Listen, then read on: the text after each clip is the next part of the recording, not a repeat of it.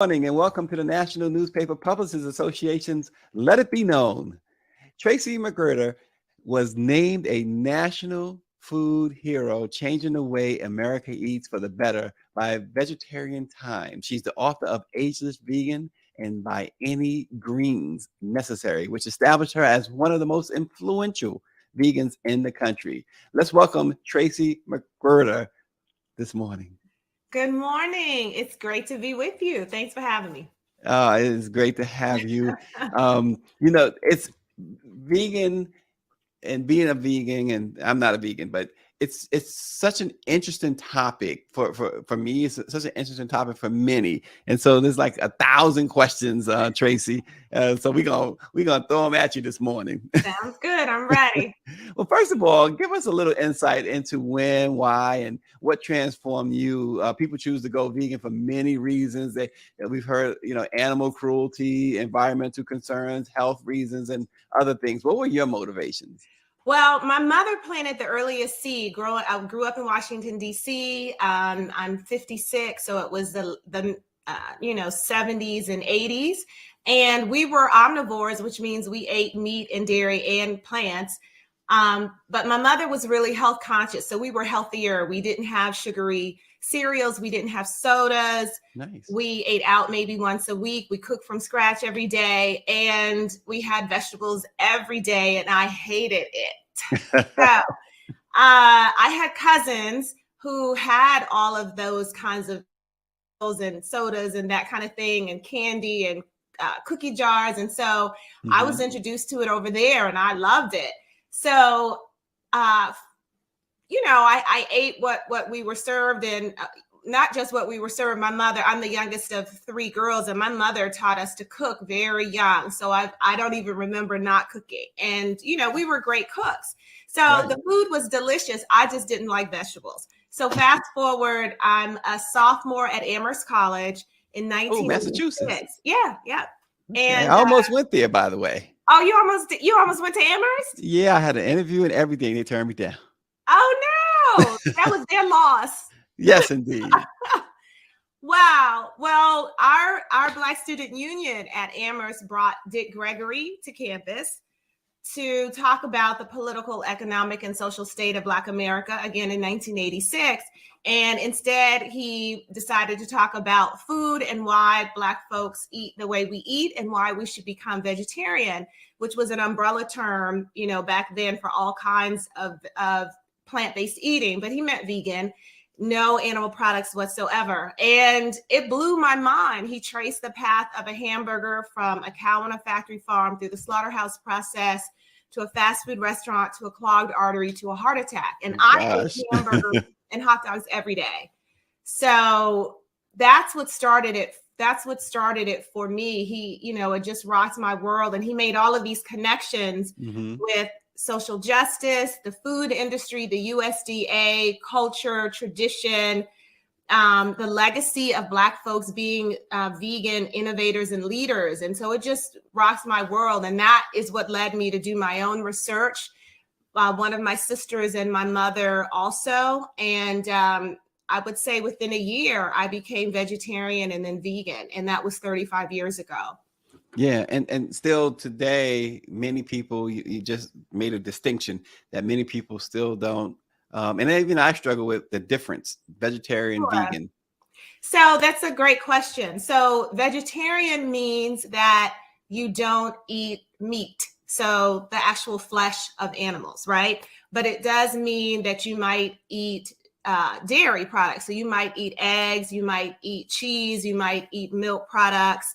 So vegetarians and vegans are alike because they don't eat meat, but vegetarians might eat other parts or secretions from animals. That's technically what that means.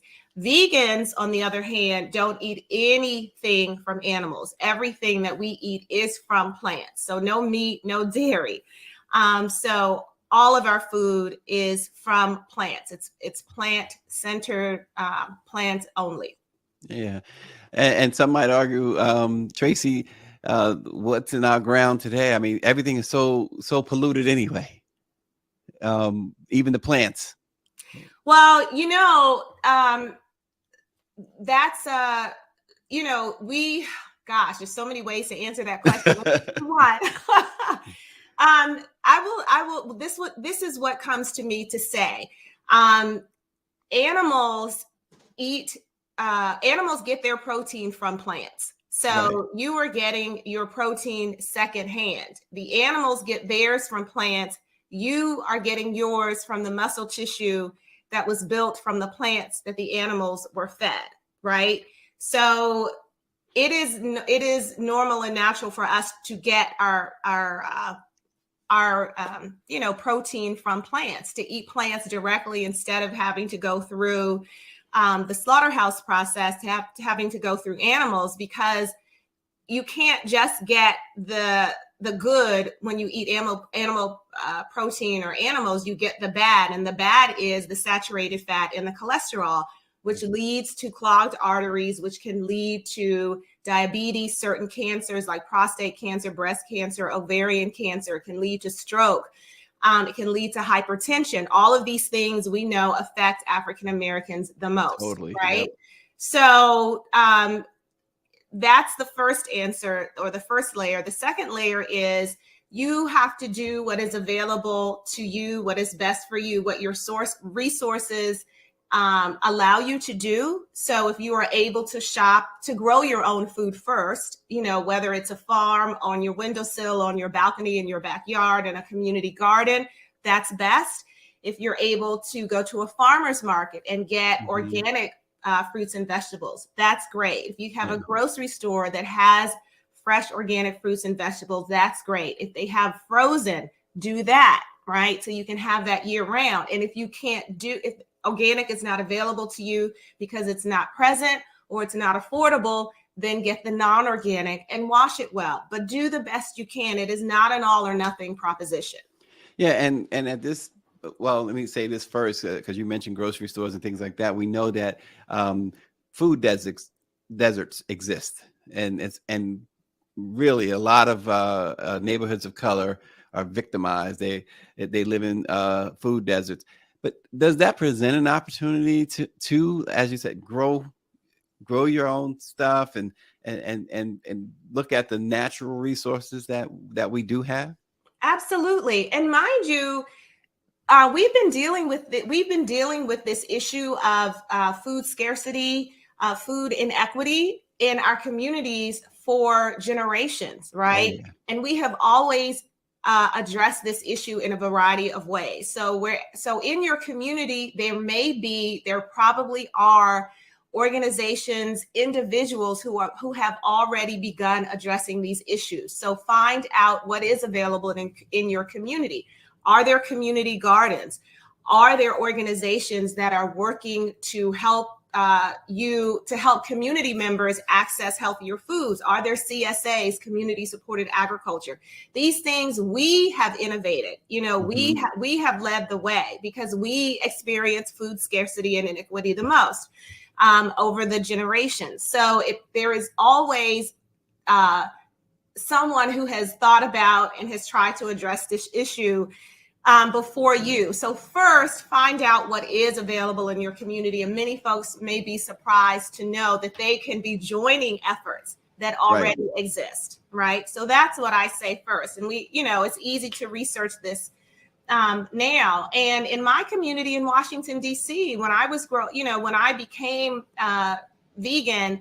vegetarian first and then vegan in the late 80s, I took my junior year away from Amherst and I went to Kenya for the first semester, had some up close and personal experiences on safari with animals that let me know I never wanted to eat them again. But that second semester, I came home to DC and went to Howard University, and I was walking back and forth to school in 1987, and I saw Soul Vegetarian, Blue Nile, Everlasting Life, Brown Rice. There were 13 100% vegan restaurants, all Black owned, and they were the only 100% vegan restaurants in Washington, D.C., in the nation's capital, starting from the 1970s. I didn't know anything about it, right? Yeah. So we have this long history of being vegan and vegetarian. next to, the majority of us who eat the standard American diet. But we've always been doing it. So find out what's already available in your community and assume first that it's there and look for it, right? Yeah. So that's what I said. And we're going to get into momentarily the 21-day vegan fresh start program, the 10 million Black vegan women movement. Just a couple of quick things, though. One, when we're talking about eating vegan, what folks may ask, what about protein and vitamins, and where do you get that from? Because a lot of foods, you depend on the proteins and vitamins from certain foods that you may not partake as a vegan.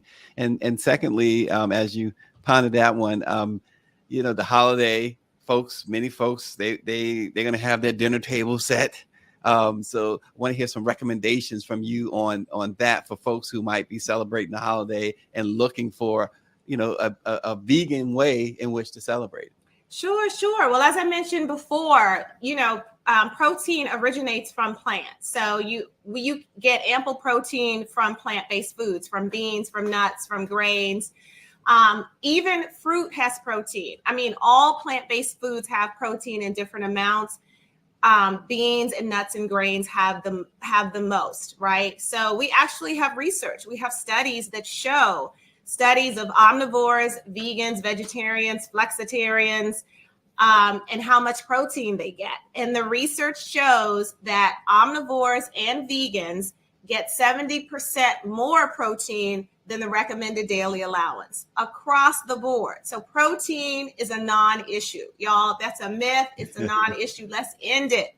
It's a non-issue. In terms of the other nutrients, the vitamins, iron, calcium, B12. So you can get those.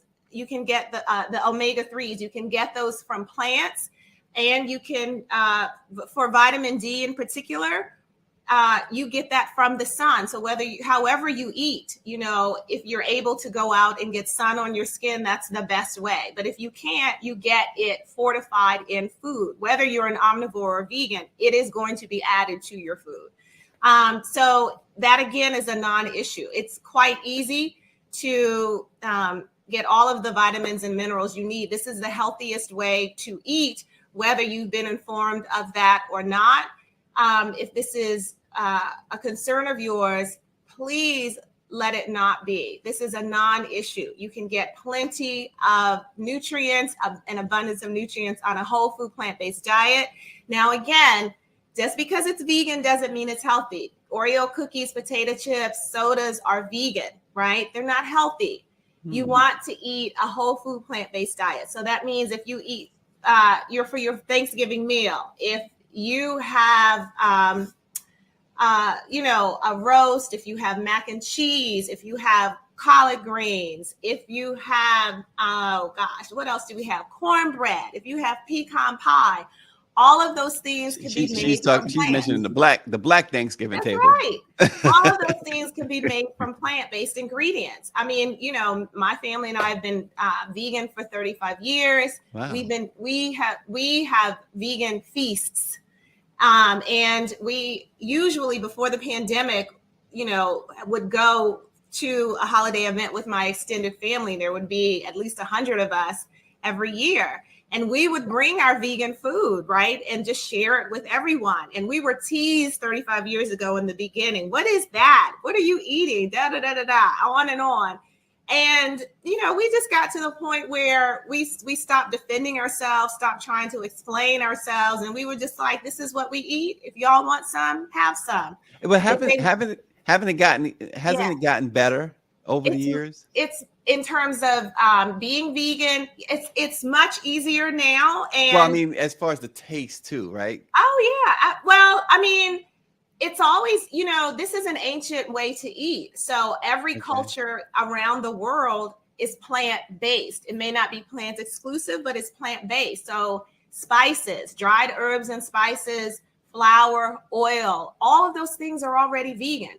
A dead bird doesn't taste good. You add flour, you add oil, you add spices. That's what makes it taste good. Those things are vegan, right? Yeah. This is something. So all around the world, people have spices and herbs And these things are already vegan. So it has always been delicious, right? It's just that more people are finding out about it.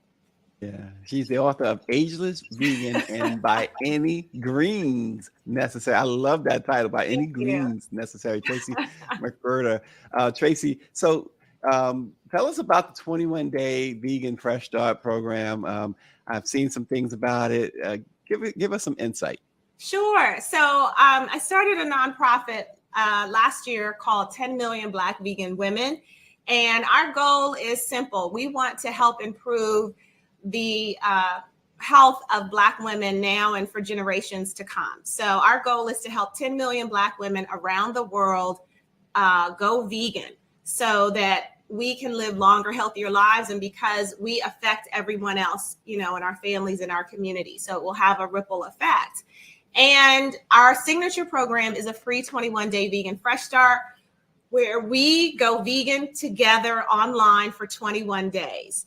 And so we give you a menu, a meal plan, grocery shopping list, recipes, cooking tips. We have cooking instructors that do live cooking classes. We have recorded videos. We have interviews with vegan doctors and nutritionists and experts. We talk about the environment. We talk about food justice. We talk about the history of Black folks and veganism.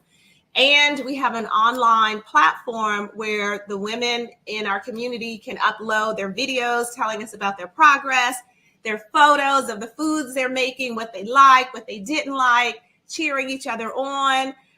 So it's a community building experience. And that's why we've been able to, get so many women excited about it. And the results have been phenomenal. So 80 to 90% of the women who start the program finish it, and most lose weight. They lower their blood pressure, they lower their cholesterol. Some are even able to reduce or get off of diabetes medication, high blood pressure medication. They gain mental clarity. They obviously eat more fruits and vegetables, and they enjoy cooking more. They learn more about the environment, about the treatment of animals, about food justice. So these are the results that we expect because it's entirely whole food, plant-based. So we are not doing the processed vegan foods. We are helping women cook simple, easy, delicious meals, flavorful meals from scratch. And when they do that, they are going to see these health results in just 21 days. And I will just add that our first week is all preparation. So we don't even start eating vegan until the second and third week. So they're getting these results from 14 days, actually. Wow. So, and obviously, Tracye, you have helped many others change their diets. What have you found as some of the biggest hurdles in the quest for people to embrace is it veganism? Is that a right way to say that? Sure. Oh, okay. Veganism, plant-based food, plant-based living, plant-based lifestyles, all of that. The biggest hurdles are usually that women or people in general, Black women in my program, but people in general that I've worked with over the years, think the food is not going to taste good and that they're going to be deprived, right? That's the assumption that they have. And so immediately with our program, the recipes are from my Ageless Vegan cookbook that I wrote with my mom and a professional chef. And so we're using tried and true recipes that we've eaten for the last 35 years that we know are delicious. Right. So we knock that out, right? You don't have to fear that you're going to eat bland food for the rest of your life. Who would ever do that? I love food. I've eaten vegan food all over the world. And it's one of the joys of my life. So we make sure that the food is delicious for folks. So we knock that out. And then the other thing is that they might be different or isolated from their family, from their friends when they go out to eat. You know, just socially, they may be the only ones in their families or communities or circles who are doing this. And so that's where the community building and social support in our program comes in, because they join a group of like-minded women. Some have been vegans longer than me. Some are new. Some have taken the programs before. So they get this built-in support So they're not doing it alone. And community is what it's all about. So those are the two main things. And then in terms of availability, you can shop, what is available in your community. So you can shop at your local grocery store. You can shop at a high-end health food store. It's up to you. But we try to make it as accessible and affordable for folks as possible. Yeah. And Tracye, if you could give one piece of advice to new vegans, what would that be? Have grace with yourself. That's my number one piece of advice. Have grace with yourself. It took me a year to do this, right? A little over a year, because it was so hard for me to let go of cheese. But while I was eating cheese, I was reading about how unhealthy it is and the cruelty involved with it, right? So have grace with yourself. Try it.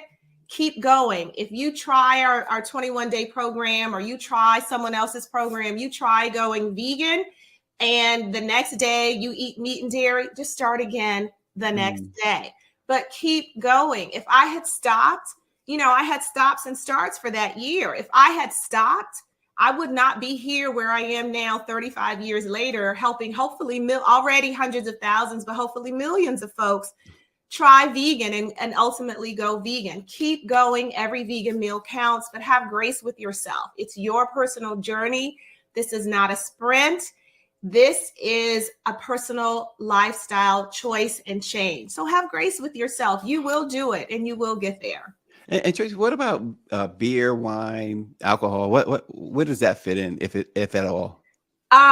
Those things, alcohol can be vegan. I mean, there are lots of vegan brands, and so I would recommend that if folks want to check those out, just do an internet search, and there are lots of great vegan, not lots of, but there's some Black vegan beverage brands out there as well. So they can be vegan, but typically they're filtered through bone char, the most alcoholic beverages. And so they're technically not vegan.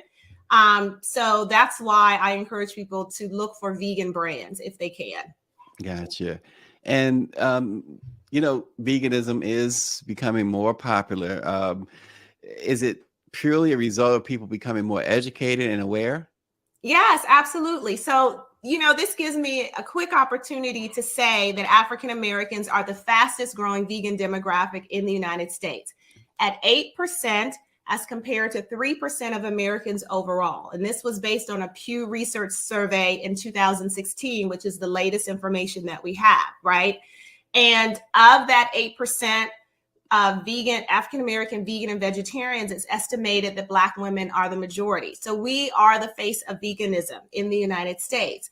Again, we have a long history of doing this. If you look at other surveys that have been done over the decades by the Vegetarian Resource Group, African-Americans have always been twice as likely to be vegan than everyone else. So this is consistent. And the reason is it's smart. It's once you have the information, once you make these connections and you can make an informed choice, immediately people want to make some kind of change, right? And so this is never a surprise to me. The reason that it's growing exponentially now is because of the internet, right? Because we have folks who can share their journey online on all of these platforms, and you can choose who to follow. Not only experts, healthcare professionals, doctors, nutritionists, public health nutritionists like myself, vegan influencers, folks who are just getting started to folks who've been doing it for 70 years, right? There's so much information, so many recipes, so many shows, podcasts. It's so much easier to do it now. That's why it's become popular, but it's because of the work that activists like myself and thousands of others around the country and the world have been doing for decades to get us to this point, right? Mm-hmm. So that's why it's grown so much. And, this is what we want. We want it to be so popular. We want the majority of people to be doing it. We want it to become second nature. So I'm very excited about the time that we're in. Yeah, and we spoke a lot about Black women, and it seems like Black women take the lead in everything. That's good anyway. But what about Black men? How are they faring? So Black men are doing well as well. I mean, we are the fastest growing vegan demographic, African Americans overall. So that includes, all of us. However you, wherever you are, whether you call yourself, whatever you call yourself, right? Mm-hmm. So, whatever gender, age, among African Americans, we are the fastest growing demographic. This Pew Research study did men and women, right? But all of us in the African American community make up that 8%. So I think that, whoever, we welcome everyone who identifies as a woman. And I think it's really important to recognize that everyone has an opportunity to eat vegan, whether you're male or female or whatever your gender identification is. But with us, we focus on Black women and folks who identify as women because historically we have the worst health outcomes, right? Mm-hmm. And that's what the research shows. So that's why I focus on Black women in particular. But there are lots of Black men influencers out here, so many. And, with men, typically in our patriarchy, they focus on whether or not, they're going to gain muscle mass, whether or not they're going to lose muscle mass, this protein and masculinity myth, that they go together, and whether tofu is going to give them man boobs. I mean, there's just so much of misinformation out here, right? I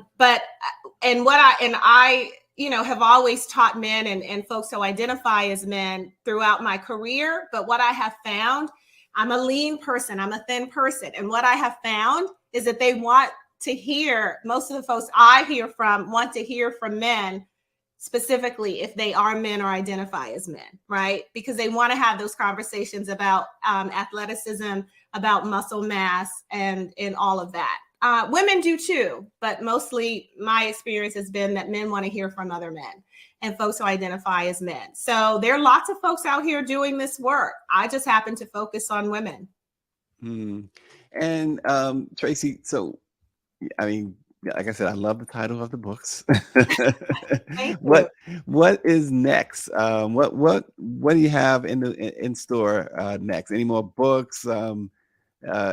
Whatever. What's next for Tracye McQuirter? I'm still figuring that out. I mean, this 10 million Black vegan women movement is new, and we're focused on building up our team and our funding and helping, reaching our first 1 million women. So that's a lot of work. That's where I'm focused on my efforts. But yes, there are definitely books down the line. There's more in the cooker happening. So maybe I can come back and keep you posted on the next big thing that's coming. That sounds like a plan. Please drop your information in the private chat there for our producer, Tracye McQuirter. She national food hero.